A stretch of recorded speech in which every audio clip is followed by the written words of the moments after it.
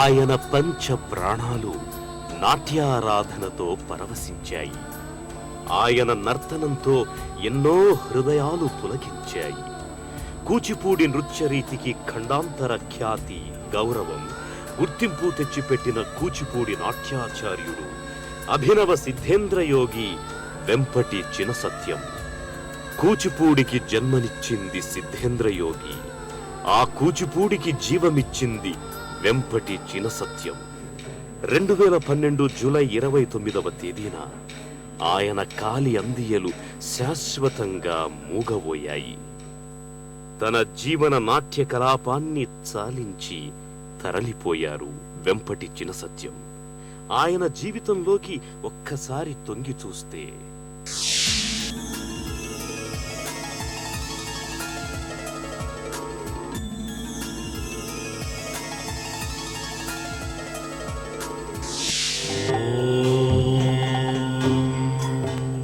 నృత్యమంటే ఓ మనోహర దృశ్య సముదాయం, ఓ అపూర్వ భావ విభ్రమం. హావభావాలు, హస్త విన్యాసాలు, పదనర్తనాలతో ఆవిష్కృతమయ్యే మనోజ్ఞ ప్రబంధం. సర్వాంగ సుందరమైన ఈ నాట్య ప్రపంచాన్ని అద్భుతంగా తీర్చిదిద్దిన ప్రబంధకారుడతడు. భావాన్ని, భంగిమను సుందరంగా సృజించిన మహాశిల్పి. ప్రాచీన కళకు మెరుగులు దిద్ది కొత్త పరిమళాన్ని అద్దినవాడు. జీవితాన్ని పణంగా పెట్టినవాడు. నృత్యానికి అజరామరత్వాన్నొసగిన మహనీయుడు. మారుమూల పల్లె పేరుని అందెల రవళిగా విశ్వమంతా మారుమోగించిన మహిమాన్వితుడు వెంపటి చినసత్యం.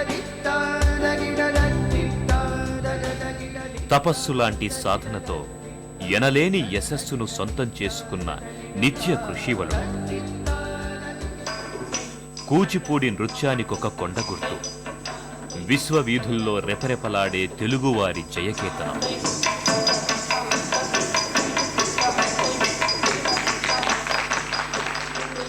గలగలమని సవ్వడి చేసే కృష్ణవేణి తరంగాల నడుమ కళకళలాడే పచ్చని పంటచేల మధ్య ప్రశాంతంగా అలరారుతున్న గ్రామం కూచిపూడి.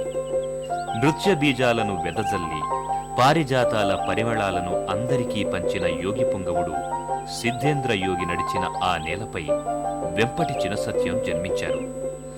కూచిపూడి అనేది ఆంధ్రదేశంలో చాలా ఇంపార్టెంట్ అయిన ఒక స్మాల్ విలేజ్ విజయవాడ దగ్గర. అక్కడ అందరూ ఆల్మోస్ట్ ఒక 400 ఫ్యామిలీస్ ఉన్నాయి. వీళ్ళంతా డాన్సర్సే. డ్రామాలు, యక్షగానాలు అవన్నీ చేసుకునేవాళ్ళు. వాటికి దేనికి ప్రాముఖ్యత ఉంటే దాన్ని బట్టి చేయటం అంటారు. కొన్నాళ్ళు యక్షగానాలు బాగా ప్రచారం చేసాం, తర్వాత సోలో ఐటమ్స్గా ప్రచారం చేసాం, తర్వాత అన్ని రకాల ఇవన్నీ చేయటం అంటారు. అందువల్ల కూచిపూడికి కొంచెం ప్రాముఖ్యత వచ్చింది. నరనరాన నృత్యాన్ని నింపుకున్న వెంపటి 6 ఏళ్ల చిరుప్రాయం నుంచే అభ్యాసం ప్రారంభించారు. ఘల్లుమనే ఆయన కాలి గజ్జెల చప్పుడు ఆనాడే గురువుల మెప్పునందుకుంది.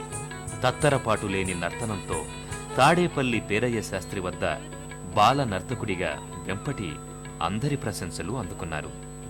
తీరైన అవయవ సౌష్ఠవంతో, సాహిత్య శబ్దావగాహనలతో వేదాంత లక్ష్మీనారాయణ శాస్త్రి మార్గదర్శకత్వంలో యవ్వనోత్సాహంతో కదం తొక్కారు. కూచిపూడిలోని పసుమర్తి కొండలరాయుడు నాట్యమేళాలో వివిధ పాత్రల పోషణలో తర్ఫీదు పొందారు. అయితే ఆ కళా పిపాసిని సైతం ఆర్థిక సమస్యలు వెంటాడాయి. దాంతో 18 ఏళ్ల వయసులో గత్యంతరం లేని పరిస్థితుల్లో మద్రాసు పయనమయ్యారు. సినిమాల్లో ప్రముఖ నృత్య దర్శకుడిగా స్థిరపడిన అన్న వెంపటి సత్యం సాహచర్యంలో కఠోర సాధన చేసి అభినయ రహస్యాలను అవపోసన పట్టారు. తొలుత అన్నగారితో కలిసి కొన్ని సినిమాలకు నృత్య దర్శకత్వం వహించిన వెంపటి తదనంతరం స్వయంగా కొన్ని చిత్రాలకు దర్శకత్వ బాధ్యతలు నిర్వహించారు. లవకుశలోని వినుడు వినుడు రామాయణ గాథ, వినుడు వినుడు రామాయణ గాథ వినుడి మనసారా, ఆలపించిన ఆలకించిన ఆనందమొలికింతే శ్రీకృష్ణ విజయంలో హేమమాలిని నర్తించిన జోహారు బిగిపించ మౌళి వంటి శాస్త్రీయ గీతాలు వీరి చేతుల్లోనే వెండి వెలుగులనందుకుని ప్రేక్షకులను పరవశింపచేశాయి.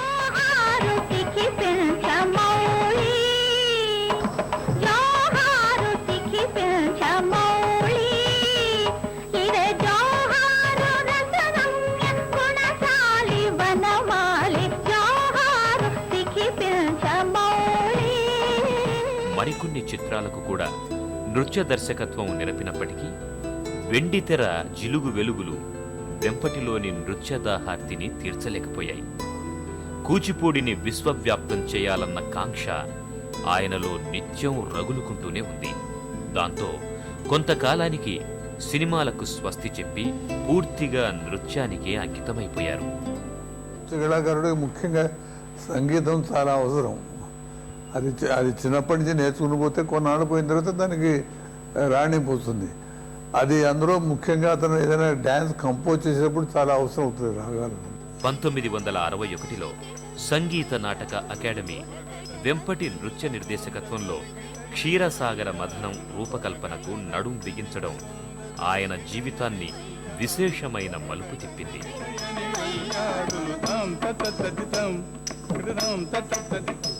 నృత్యరంగంలో అప్పటికే పేరుగడించిన యామిని కృష్ణమూర్తి, వేదాంతం సత్యనారాయణ శర్మలను కలుపుకుని ఆయన సృష్టించిన క్షీరసాగర మథనం అమృతోపమయంగా జాలువారింది.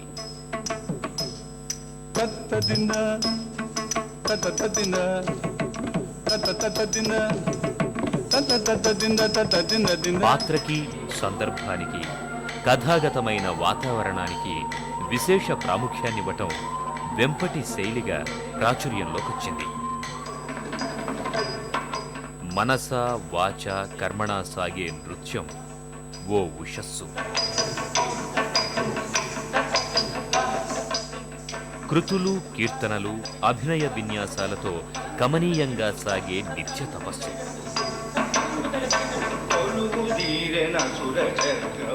ఈ తపస్సు నిర్విఘ్నంగా సాగడానికి ఓ అకాడమీ ఉంటే బాగుంటుందని వెంపటి అభిలషించారు. ఆయన కలలకు ప్రతిరూపంగా 1963వ సంవత్సరం ఫిబ్రవరి 6వ తేదీన కూచిపూడి ఆర్ట్ అకాడమీ ఏర్పరిచారు.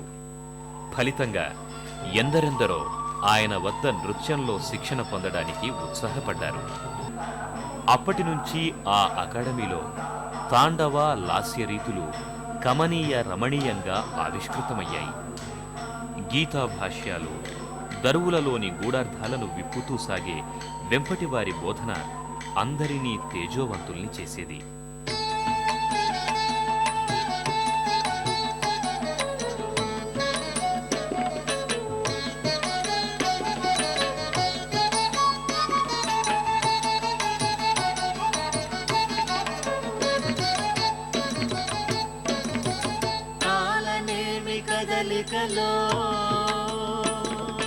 కాలనేమి కదలికలో లేబవళ్ళు తిరుగునవే, కాలనేమి కదలికలో లేబవళ్ళు తిరుగునవే, హిందు మీదులై బ్రతుకుల చెందుకేద మోదాలే, కాలనేమి కదలికలో.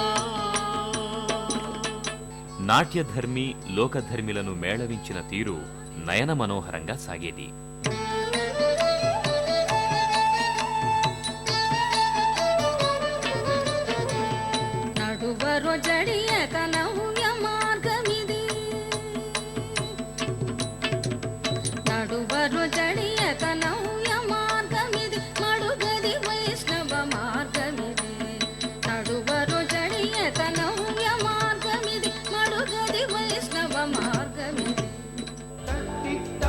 da da da da da da da da da da da da da da da da